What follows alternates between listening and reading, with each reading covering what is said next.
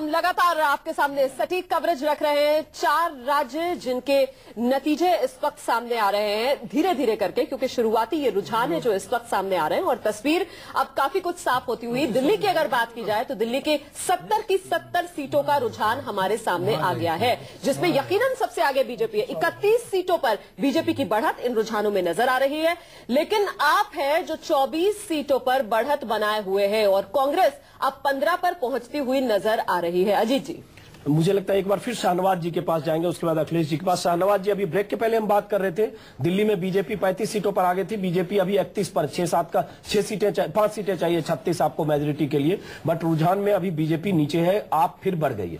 मैं फिर वापस एक बार सवाल, क्योंकि सबकी नजर अब दिल्ली पे है, बाकी जगह तस्वीर कुछ साफ हो रही है। दिल्ली में मामला फंसेगा और दिल्ली देश की राजधानी भी है और दिल्ली से बहुत कुछ दिल्ली के मिजाज से तय होगा, क्योंकि एक तीसरा मजबूत विकल्प केजरीवाल का दिल्ली में ही आया और विकल्प आया इसलिए जनता ने विकल्प को आजमाया और 23 सीटों पर केजरीवाल आगे। अब सवाल उठता है कि दिल्ली की जनता ने अगर हंग असेंबली दे दी और केजरीवाल और बीजेपी के बीच में पेच फंसा और कोई गुंजाइश नहीं बनती है सरकार बनने की, तो आपके पास क्या विकल्प है? क्योंकि आदर्श में सिर्फ एक है, तो आदर्श से कोई रिश्ता शायद बन ना पाए। किसी तरह की कोई गुंजाइश है, किसी तरह के गठबंधन की कोई बातचीत हो सकती है? आउटराइटली रिजेक्ट करके चुनाव की तैयारी करेंगे अगर हंग हुई तो? अजीत अंजुम साहब, ये आज का दिन ओपिनियन पोल का नहीं है, आज न एग्जिट पोल का दिन है, आज रिजल्ट का दिन है। इसलिए ये सारी बातें पार्टी के प्रवक्ता के नाते मैं इस पर ये कहने के लिए अधिकृत नहीं हूं कि क्या विकल्प हो रहा है। हमारे पास जो अभी ट्रेंड है, अभी 31 भारतीय जनता पार्टी और कांग्रेस जो सिंगल डिजिट में थी वो 15 पे आ गई है। तो दिल्ली में हम ये कह सकते हैं कि दिल्ली में 35 से ज्यादा यानी 36 सीट से कम हम नहीं जीतेंगे।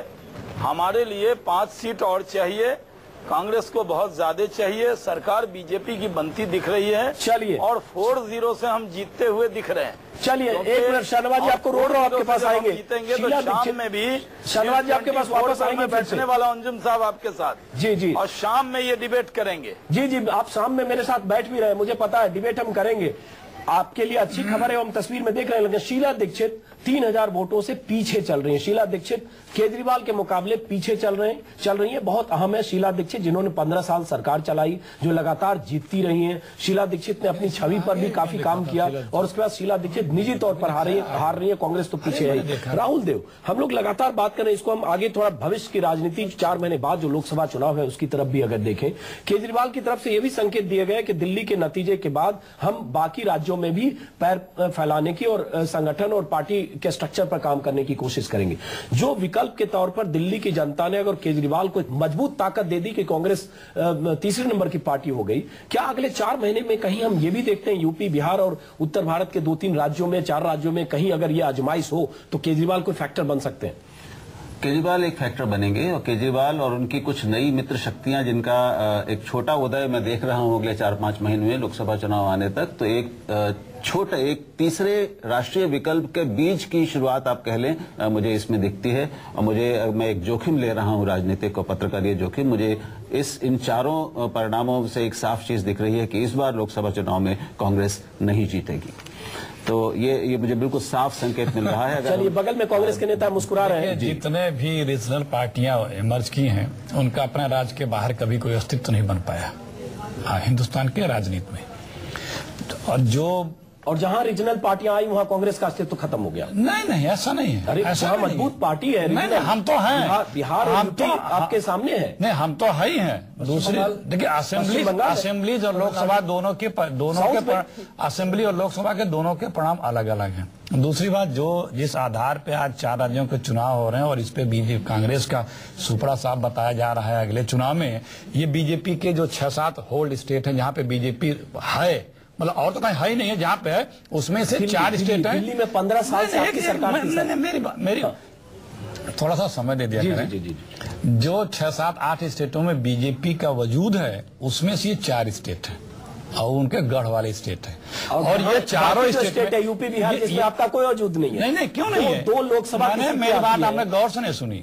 असेंबली चुनाव और लोकसभा चुनाव दोनों ईस्ट में इन्होंने बात की, लोकसभा चुनाव की।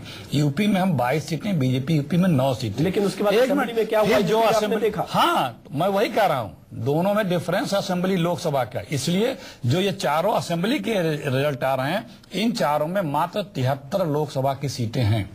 73 लोकसभा की सीटों में अगर कोई रीजनल पार्टी स्टेट में कोई सरकार कैसे बनाती है, लेकिन अखिलेश जी, इसके पहले 2 चुनाव लोकसभा सीटें छोड़ दीजिए, अगर सिर्फ दिल्ली की बात की जाए आप, और दिल्ली की 7 लोकसभा सीटें आप ले लें, जहां पर पिछली बार हमने देखा था कांग्रेस काबज नजर आई थी, क्यों ना हम दिल्ली को सैंपल माने आने वाले 2014 कोई एक जी की बात मैं कहना चाहता हूँ। जो आप 73 सीटों की बात कर रहे हैं, आप भूल रहे हैं कि 7 सीटें दिल्ली की आपके पास थी लोकसभा में। बिल्कुल, मध्य प्रदेश की 12 सीटें आपके पास थी, और राजस्थान की 25 में से 20 सीटें आपके पास। मध्य प्रदेश में हालत यह है कि कमलनाथ जो इतने बड़े नेता छिंदवाड़ा गए, वो सब सीटें कम थी।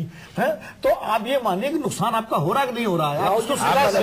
देखिए, गुजरात में मोदी हुकूमत बनाते हैं और उनसे मात्र 2 ही सीट लोकसभा की हम कम पाते हैं।